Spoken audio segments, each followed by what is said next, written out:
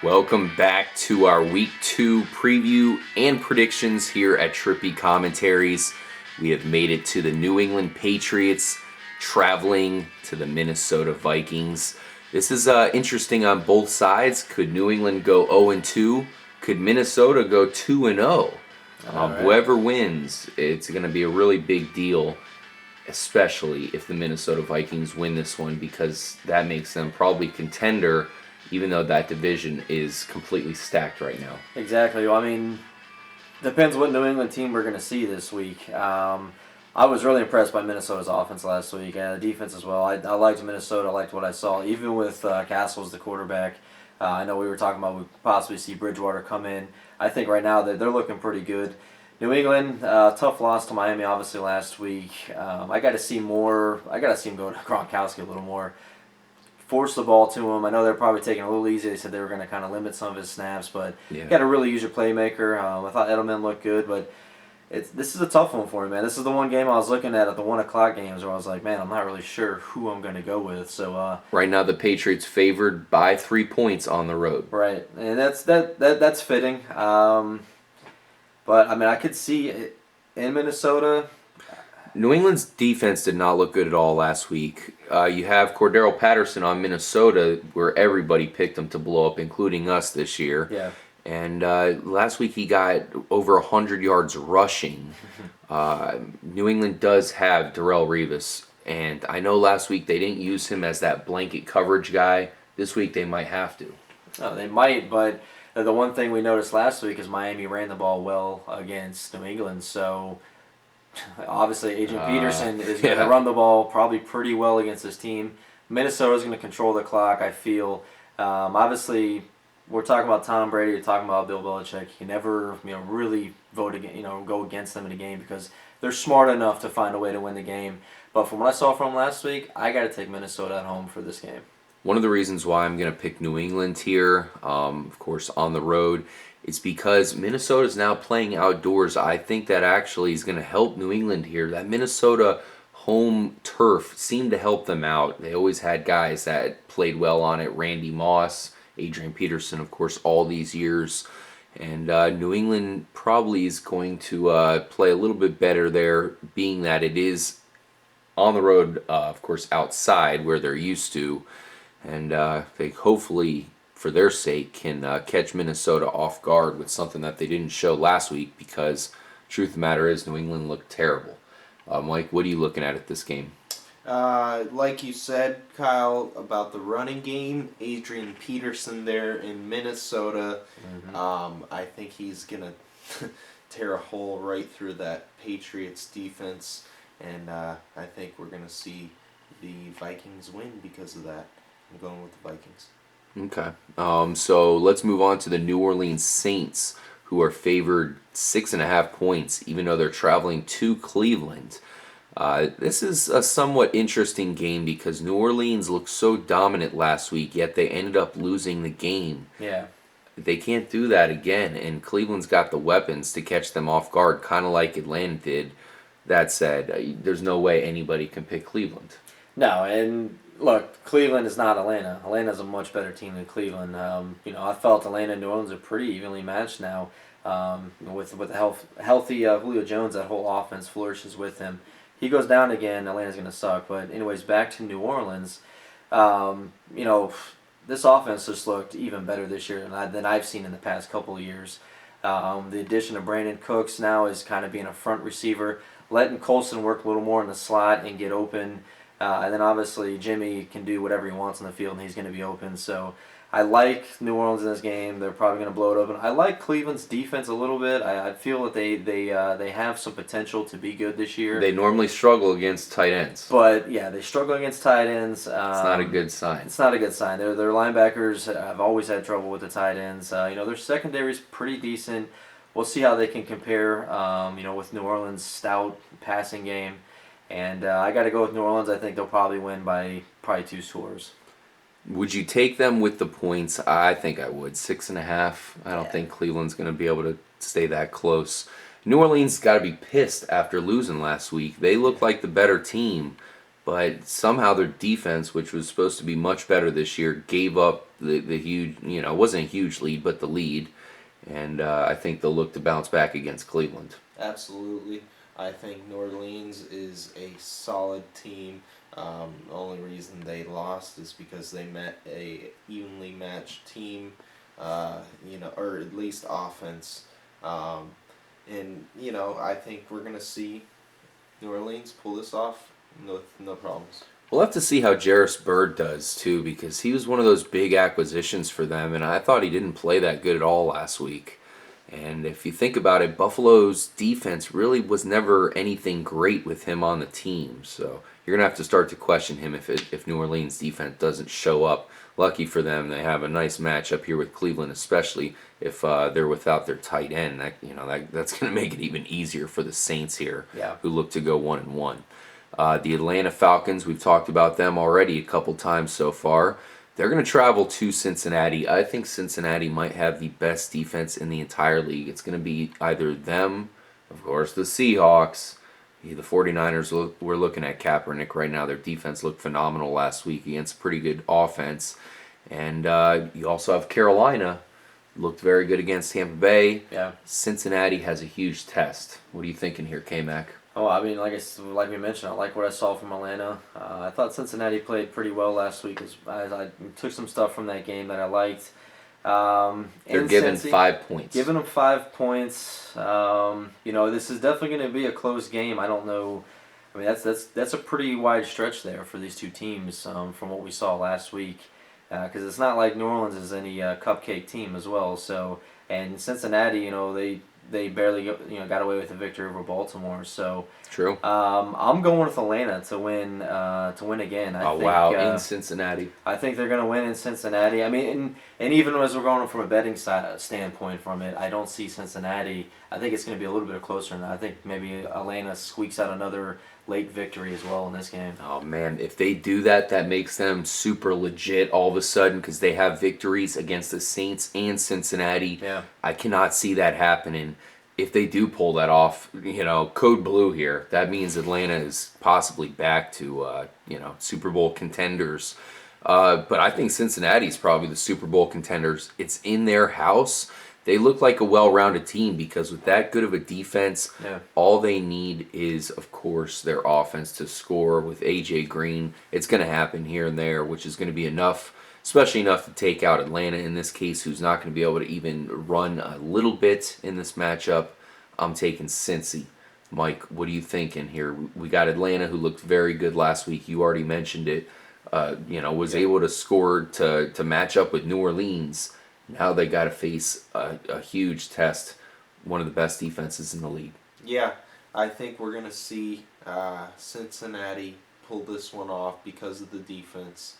They have a solid group of linebackers there, so I think we're going to see them covering the wide receivers quite well as the defensive backs there in Cincinnati. I think we're going to see Atlanta have a hard time scoring as much as they did against New Orleans, and Cincinnati's going to pull off the win.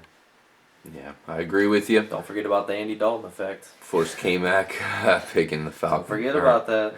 Falcons, man, like I said, if they win 2-0 in that division, that's going to be a big deal because they're going to need those wins. New Orleans is a perennial Super Bowl contender here. There's no doubt about it, despite the loss. The St. Louis Rams looked absolutely dreadful last week. Their quarterback situation is possibly the worst in years here for any team. Tampa Bay Buccaneers have kind of a bad quarterback situation themselves because Josh McCown didn't look good at all. In fact, at the beginning of the game, he looked absolutely horrible. They are at home here. Speaking of the Buccaneers, what are you looking at here, K-Mac? Oh, for Lovie Smith's sake, they need to come through with a victory this week against St. Louis. I mean, St. Louis looked terrible. That game was, I couldn't even stand watching it. I kept flipping it off. I didn't even worry about that game pretty much yesterday. And I have a running back. I have Stacy.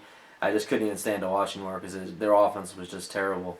Tampa Bay's defense showed me some things. I thought they were pretty decent. Like I said, I thought Derek Anderson had a good week last week. He wasn't just throwing balls up. He was making good passes, good reads. I didn't see any pressure from Tampa Bay, which if you're going to have a guy like Sean Hill, you got to get pressure on him. Don't give this guy any chance at all to beat you like they did Derek Anderson. Definitely going to have to get more pressure on it. They're going to have to protect Josh McCown to win this game.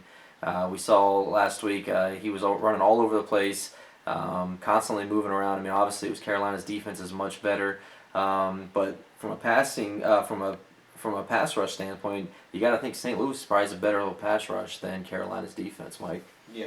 They're pretty similar. They're pretty similar, but I mean, talking about Robert Quinn coming after you, that's, you know. Yeah. I mean, St. Louis's pass rush is top notch. There's no questions about it. But I think Tampa Bay's got a solid couple guys there up front. McCoy and Michael Johnson, the new addition this year. Mm-hmm. So I do like Tampa Bay in this game because, like you said, St. Louis's offense just looked horrible.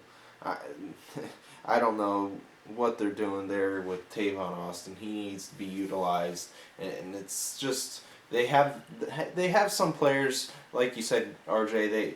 They have a huge problem at quarterback, but they need to utilize their players more correctly, and they just aren't any good this year, unfortunately, for St. Louis fans. Yeah, I actually thought Sean Hill was going to come in and play better than Sam Bradford would have. I'm wrong there. He looked terrible. Maybe he just wasn't prepared. Maybe he thought there was no chance that, Sam Bradford got injured last year. Can't happen again.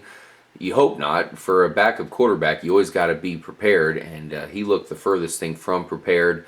That St. Louis team looks like a mess, especially because in the offseason we heard about how they were thinking about maybe going with Benny Cunningham over Zach Stacy.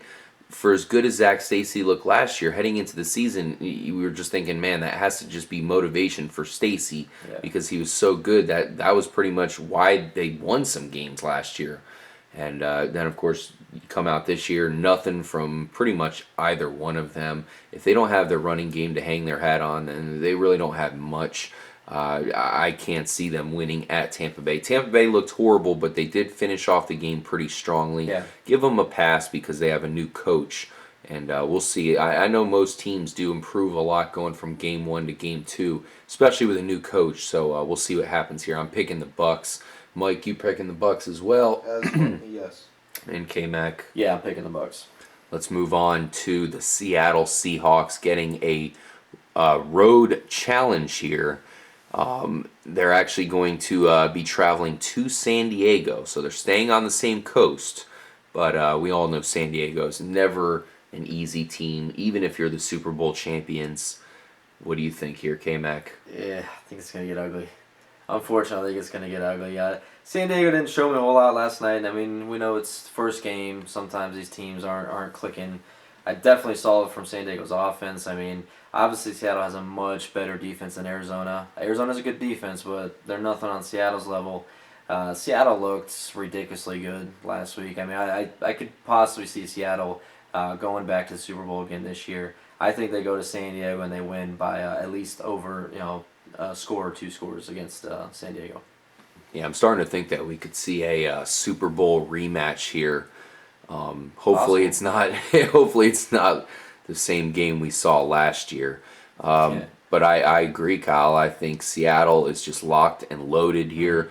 For as good as San Diego can be at times, they're not going to be ready for the hurricane that's about to come through. And I just like Russell Wilson here. I think he's going to be able to do some things now. San Diego's got some talent there with the defensive back, but it's young talent. Jason Verrett, if you have someone like Russell Wilson and, of course, Pete Carroll, who knows how to, maybe not Pete Carroll per se, I know he's more of a defensive coordinator, but just the Seattle coaching staff, definitely going to know what to do to take advantage of the San Diego defense. Percy Harvin. Pretty average here.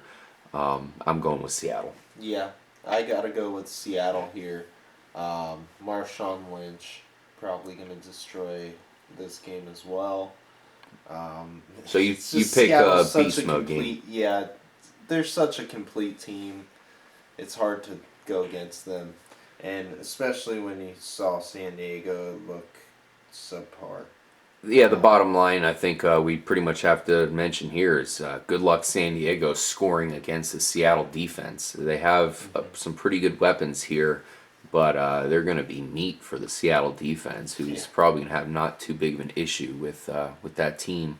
Look for possibly a shutout. I know it's in San Diego's house, but we'll see how many points they can score against this vaunted Seattle Seahawk defense, who, now that they have their Super Bowl behind them, I think they're going to look to prove they're one of the best defenses in history. Yeah. There's a lot of defenses to contend with: the Bears, the Buccaneers, the Steelers. Ravens, the Steelers of the past. So Seattle's got some work if they want to be compared to those teams. Of course, the Legion of Boom. They have it in them. We'll see what they do against San Diego. Let's go ahead and move on. The next matchup is going to be Houston, who actually is the favorite. You're asking, how the hell is Houston the favorite? It's because they are traveling to Oakland. Good luck picking this game, as you have the toilet bowl here. What are you looking at? I think Houston should be the favorite, even though they're in the black hole. Yeah, I'm actually going to pick Oakland to win this game. Derek Carr's second game starting in the NFL. I think it's going to be a little better against Houston. Either one of these teams really didn't show me too much last week. I did like what I saw a little bit from Oakland's offense. Houston, I mean, that game was almost unbearable to watch last week against Washington, like we had mentioned earlier. So, about one thing I do want to mention about Houston, though, man, is that Aaron Foster really impressed me. I wasn't expecting to see almost kind of the return of Aaron Foster. Mm-hmm. So it'd be interesting to see how well he does against Oakland's run D.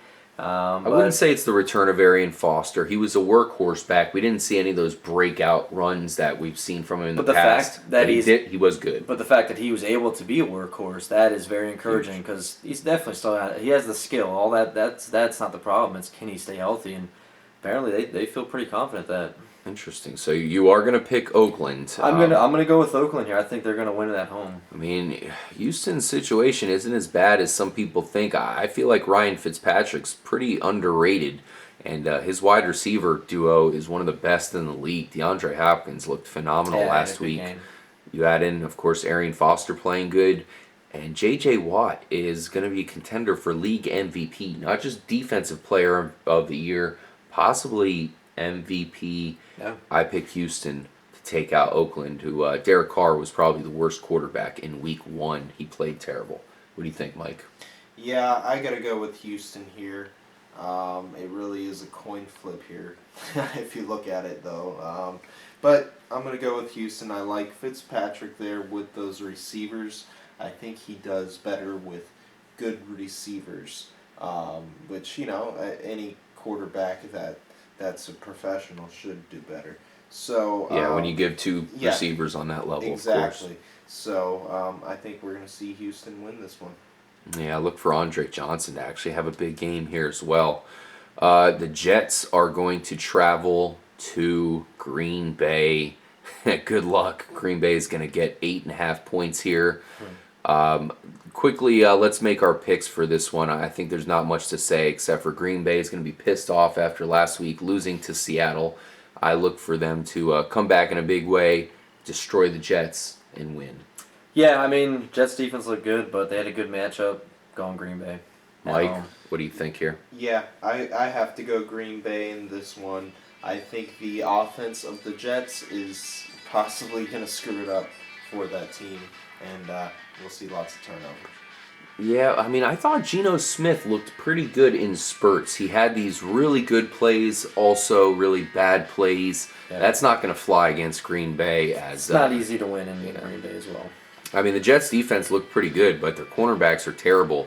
And this is a team that's really going to make everybody know just how bad that defensive backfield is. Rodgers will bounce back this week. I know he had a tough week last week, but he definitely will bounce back this week. No doubt about it. Thank you guys for joining us here for part 2. Make sure to stay tuned because we have 3 massive games to cover. Maybe Kansas City at Denver. I know that one's not too huge because that's just going to be a curb stomping. The spread is. Yeah, Denver's going to nail them.